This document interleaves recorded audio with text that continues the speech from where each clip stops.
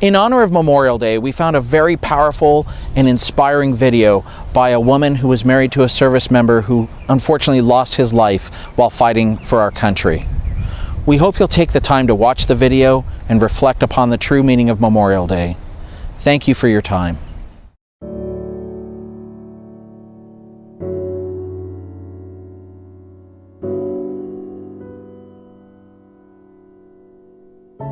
I got off work and I went with a girlfriend to a party, and I walked in and paid no attention to him, and he followed me around all night. And when I walked in, he told our friend Dustin that he was going to marry me. And then I went to another party at his house and we kissed, and the rest is history. You know, I think it's important to find the best friend, and that's hard. And so, I don't know. I could see myself with him the rest of my life, and I wouldn't be bored. We got married and we had our son Caleb, and then he joined without talking to me first. He wanted to take care of his family, and his dad was in the Marines, and so he wanted to better his life. I talked to him our night, his morning, and he was like, I'm going on a dangerous mission. He's like, I'll call you. I was like, you know, don't say that, because you're gonna get back, the satellite phone's not gonna be available, you have to wait in line, and you're gonna get tired because you've been out all night, and you're not gonna call me, and then I'm gonna be a mess because you didn't call me, because it's happened before. And he's like, no, I will call you. 9 o'clock in the morning, you know, I had my cell phone, and area code for Jacksonville's 910, I'll never forget it.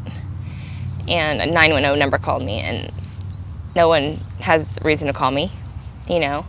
And so I was kind of like weird, you know, immediately, like that, I don't like that uncomfortable, like you just don't want to answer it. You don't even want to deal with it. And I did, and that's how I found out over the phone. And then the rest is just, I mean, so blurry, you know, the next month. I was just going through the motions. I lived with my mom. I drank a lot. That's how I went to sleep at night. I took, you know, I had to take sleeping medicine because I didn't want to sleep.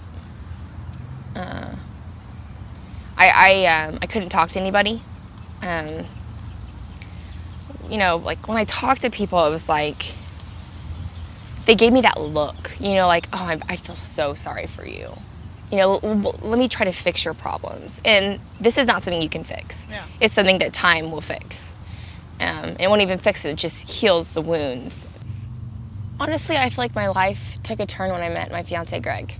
Because he wasn't in it, you know, like when you talk with like my mom or someone, they're also emotionally involved. So you talk to them about what you're thinking and they start crying and you're like, oh, it's okay. You know, like consoling them. And so, you know, he didn't cry when I talked to him, and he didn't fix my problems. He was just there.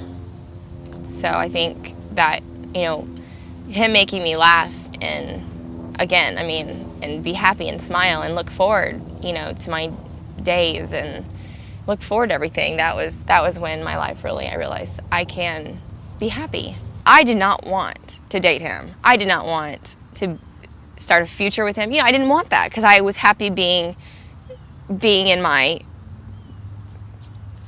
bottle of wine. Okay.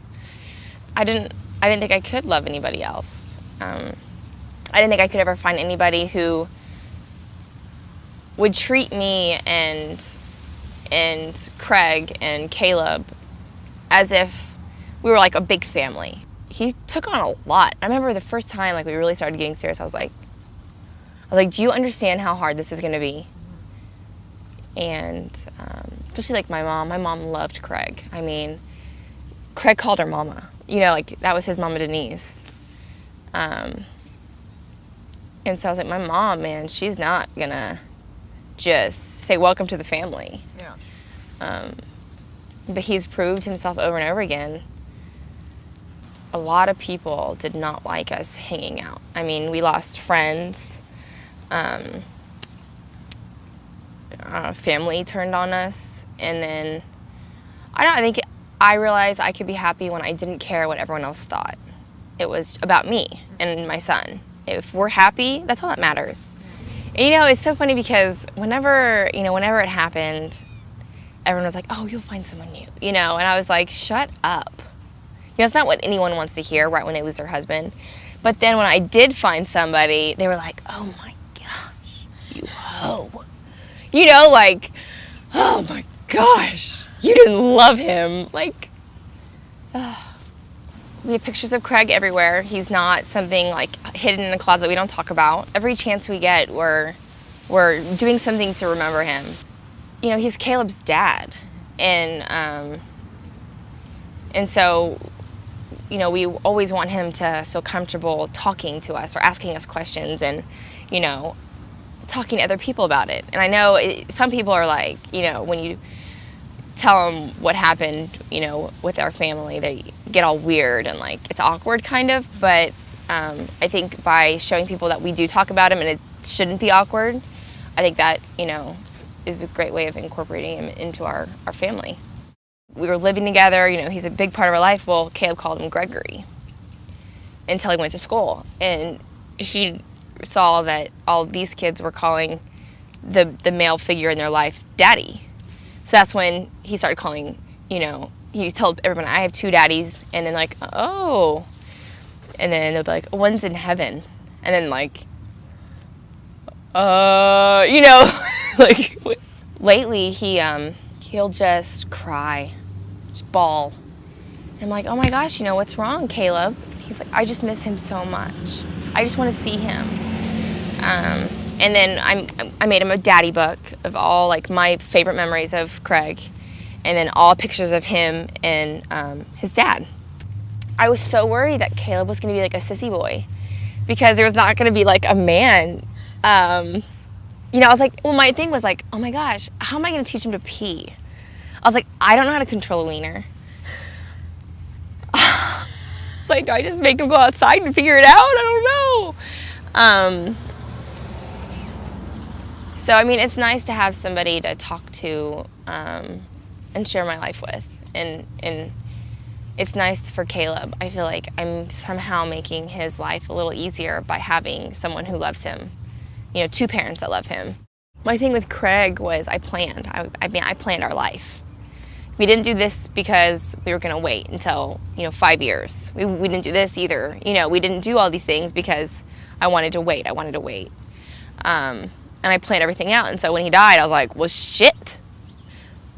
My plan is poo now. So I don't know. I don't want to plan. I want to ride. Find someone who respects, you know, everything about you, including, you know, your husband, because that's very important. And don't ever be ashamed. Do what makes you happy. I think that's very important, whether it be something little or something big. And find people around you that make you happy. They don't have to be guys, you know, girlfriends. Find something to smile about. Find something to be happy. I think that makes you happy.